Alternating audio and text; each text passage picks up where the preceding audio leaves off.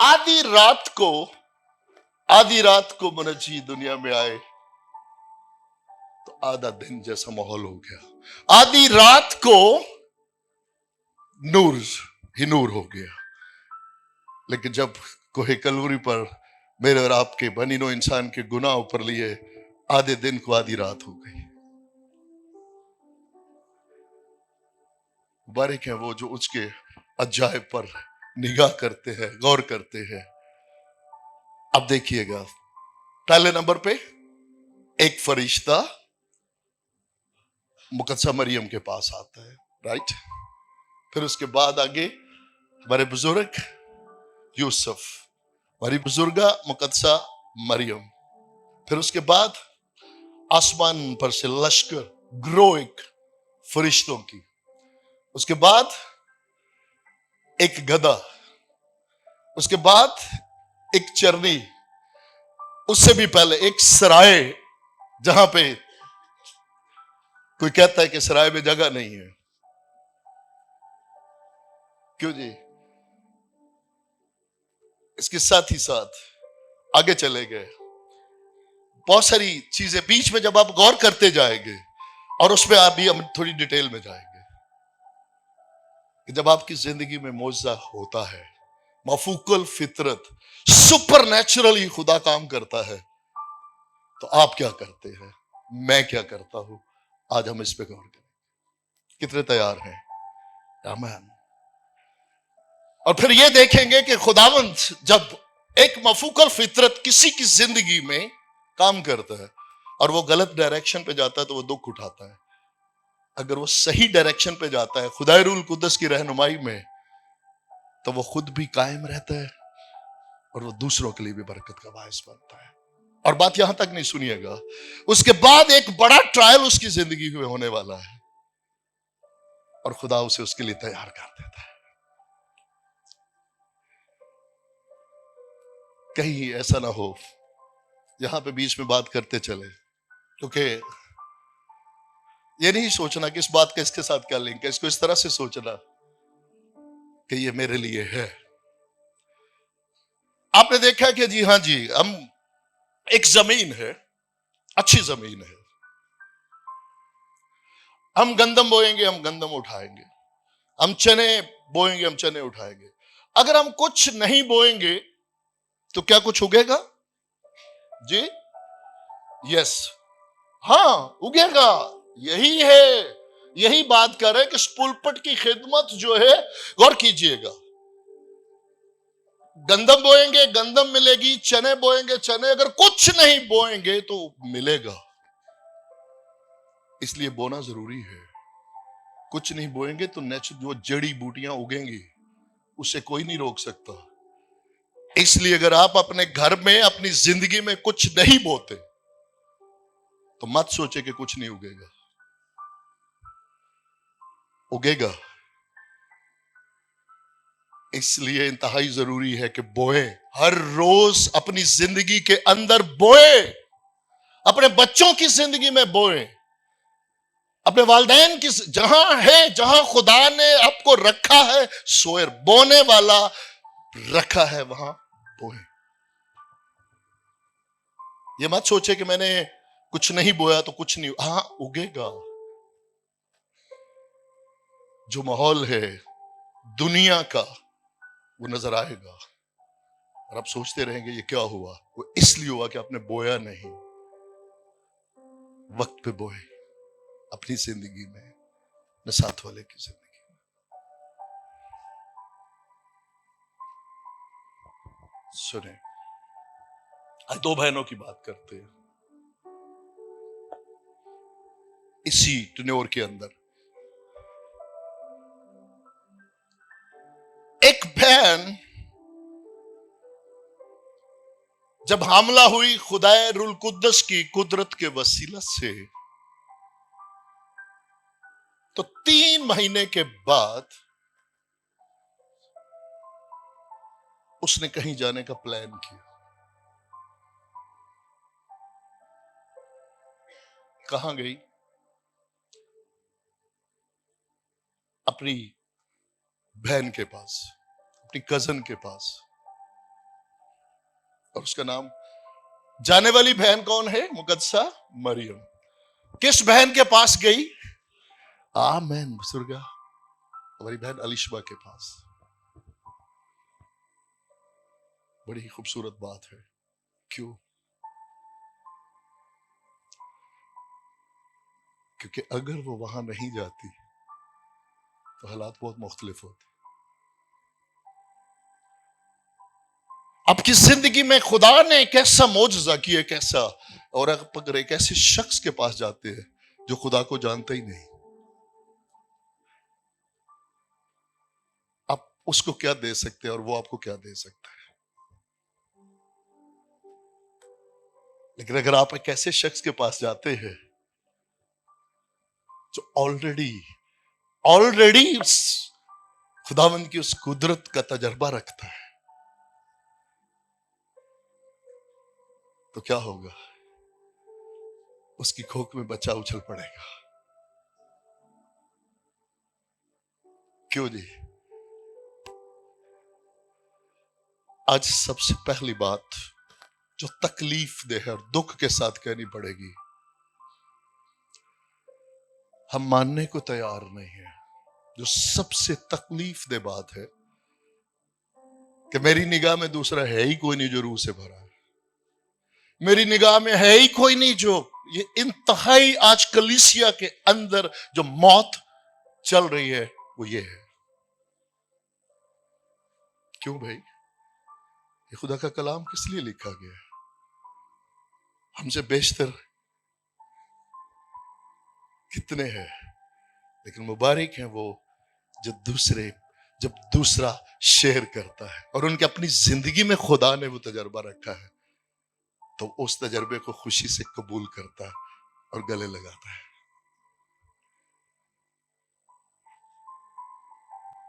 जो मेरे और आपके लिए बहुत जरूरी है, खुदा जब माफूकल फितरत जिंदगी में काम करे तो रूह से मामूर होकर उस तरफ रुख करे जहां आपको वही रिस्पॉन्ड मिले जो खुदा ने आपकी जिंदगी में रखा है। और वो जब गई वहां पे, अब मुकद्दसा मरियम से ऑलरेडी पहले वो हामला है और खुदा के फरिश्ता ने उसे बताया है कि तेरी बहन अलिशबा उम्मीद से है। उसके बुढ़ापे में खुदा ने, अब देखे कि अगर मुकद्दसा मरियम पर खुदा ने उस फजल को किया तो उस पे वो भी जाहिर किया कि तेरी बहन पर भी खुदा ने फजल किया,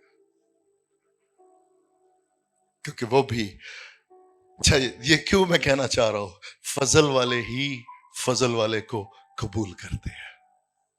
जो अपनी निगाह में खुद रास्तबाज है वो कहां किसी फजल वाले को, किसी के उसे ऐसे वैसे माजी को कहां कबूल करते हैं।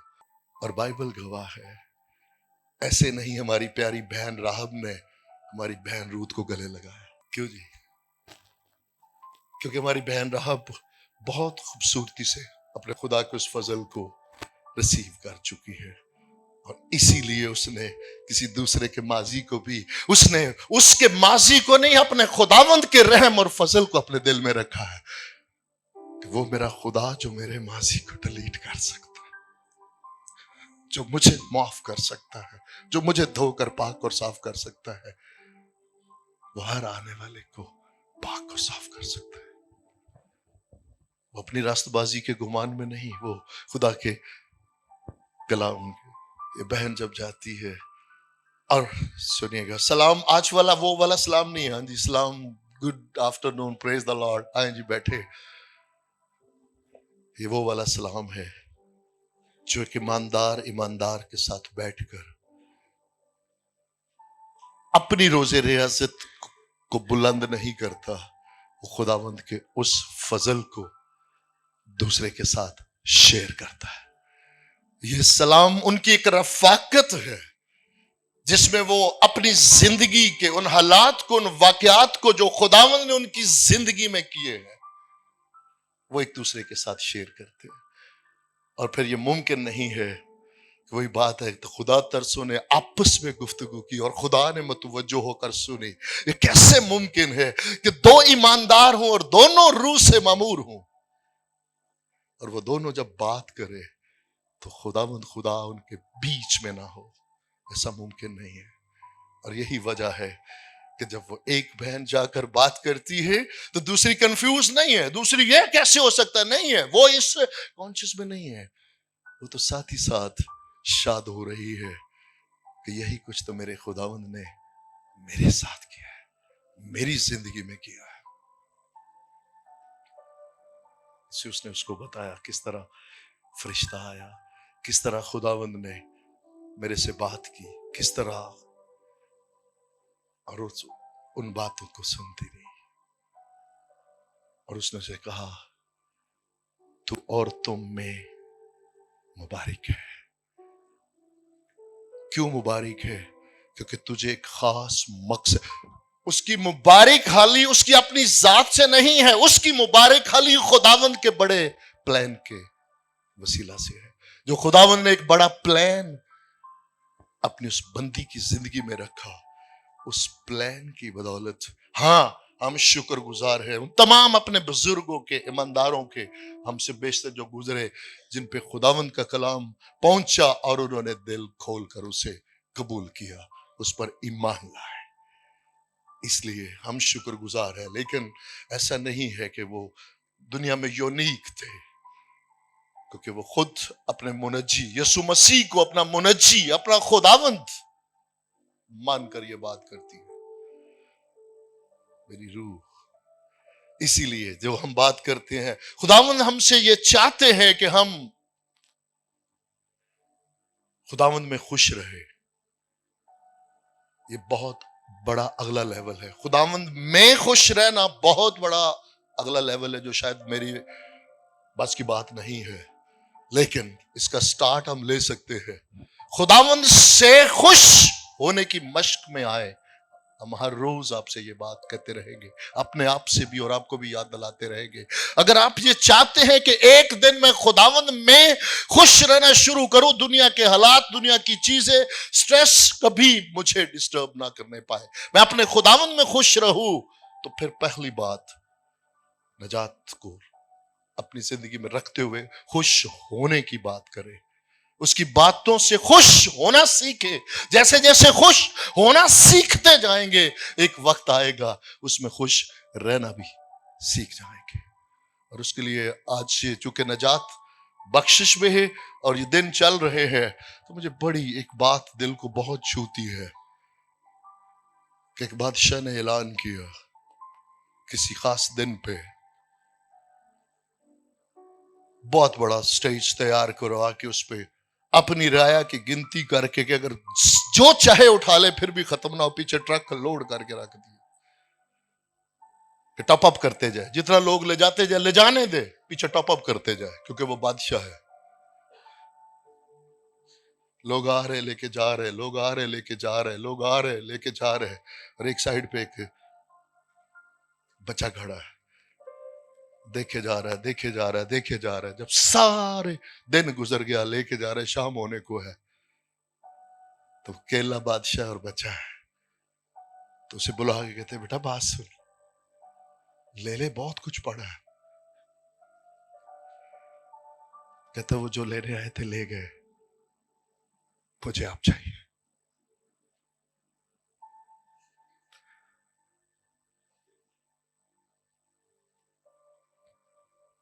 मुझे आप चाहिए। यीशु के पास बहुत है आने वाले। यीशु किसको चाहिए, ये सवाल है। और मुबारक है वो जो शुक्रगुजार है, वो जानते हैं कि उन्होंने यीशु को जाना है, पहचाना है, जिस तरह उस बच्चे ने उस बादशाह को पहचाना है। बांटे जा रहा है, बांटे जा रहा है, बांटे जा रहा है, सब झोलियां भर के, सब जितना उठा सकते थे उठा के ले गए, और फिर भी वाफर पड़ा है। तो अगर ये मुझे अपने घर में ले जाए या मैं इसके घर में चला जाऊं, तो क्या मुझे कुछ मांगने की जरूरत रहेगी? लेकिन भीड़ अनजाने में आज भी बहुत बड़ी है, लेकिन कोई ना कोई है, ऐसा नहीं है, आज भी है। सुनिएगा, अब खुदावंद उसको तैयार कर रहे हैं, मुकद्दसा को मुकद्दसा के साथ रख के आने वाले वक्त के लिए तैयार कर रहे हैं। और वो वक्त क्या था? क्या हम जानते हैं कि इस पूरे टाइम में अभी मुकद्दस यूसुफ नहीं जानते इस वाक्य को?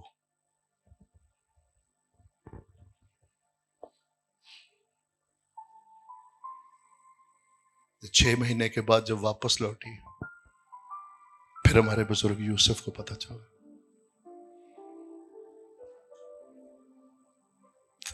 सोचिए,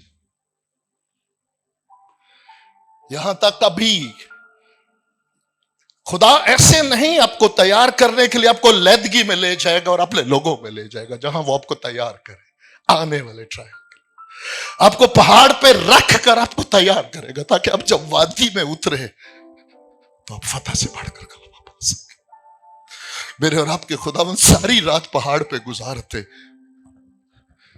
तैयार होके कि सुबह वादी में उतरना है। बाइबल गवाह है, जब भी वो पहाड़ से नीचे वादी में उतरते, कोई बदरू गिरफ्ता, कोई कोड़ी, कोई अब्लीस किसी ना किसी रूप में सामने आता।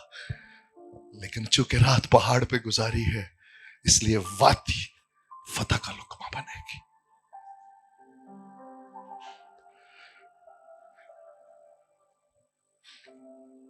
आज मंगनी को एक रस्म सा अंडरस्टैंडिंग कह दिया गया। बाइबल की मंगनी अंडरस्टैंडिंग जानने परखने की नहीं है, ये 100% शादी है। दुख इस बात का कि आज तो शादियों की कोई अहमियत नहीं, डिवोर्स जिससे खुदा बेजार है। लेकिन उन अय्याम में मंगनी जस्ट ठीक है कि वो एक वक्त के लिए, प्रिपरेशन के लिए, तैयारी के लिए, लेकिन इसका मतलब हरगिज़ ये नहीं था जो आज दुख के साथ आज मंगनी को आज के क्या, एक दूसरे को परख लो, एक दूसरे को जान लो, एक दूसरे को। बाइबल की मंगनी ये नहीं है। और थोड़ी देर के लिए सोचे कि एक ऐसी रास्तबाज टीन एज लड़की, जिसको ये पता चले कि उसका मंगेतर छोड़ने को है, लेकिन वो खबर उसकी सुनने से पहले खुदाए रूल कुद्दस ने उसे अलग किया, उस माहौल से अलग किया और एक ऐसी सोहबत में रखा जो ऑलरेडी खुदा की उस कुदरत का तजर्बा रखता है, जो उस पर उल्टा सीधा क्रिटिसाइज ना करे। तू कैसे हमला हो गई, तुझे पता है इसका अंजाम क्या होगा, लोग तेरे मां बाप पर थूकेंगे, तुझ पर थूकेंगे, तेरा मंगेतर तुझे छोड़ देगा। नहीं, उसने कहा तू मुबारक है, तुझे खुदा ने उस पर्पस के लिए चुना है और तूने अपना आप उसे दिया है, तो मुबारक है।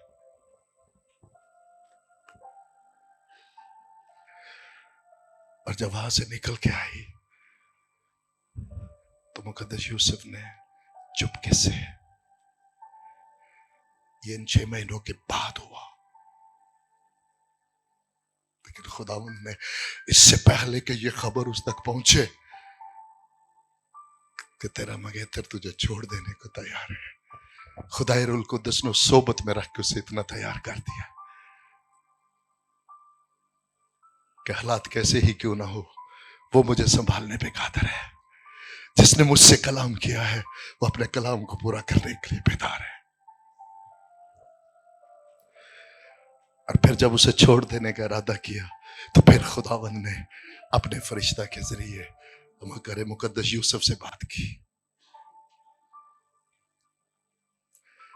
तो परेशान ना हो, जो कुछ उसकी कोख में है वो खुदा रूल कुद्दस की कुदरत से है। और हम शुक्रगुजार है अपने मुकद्दस बुजुर्ग यूसुफ के लिए, जो रास्तबाज और खुदा से डरने वाले। सोचना शुरू करें, गौर करना शुरू करें किस सोबत में है, किन लोगों के साथ उठते बैठते हैं, किस फेलोशिप में है। अगर इन बातों पर गौर नहीं करेंगे, कहीं ना कहीं बहकर निकल जाएंगे।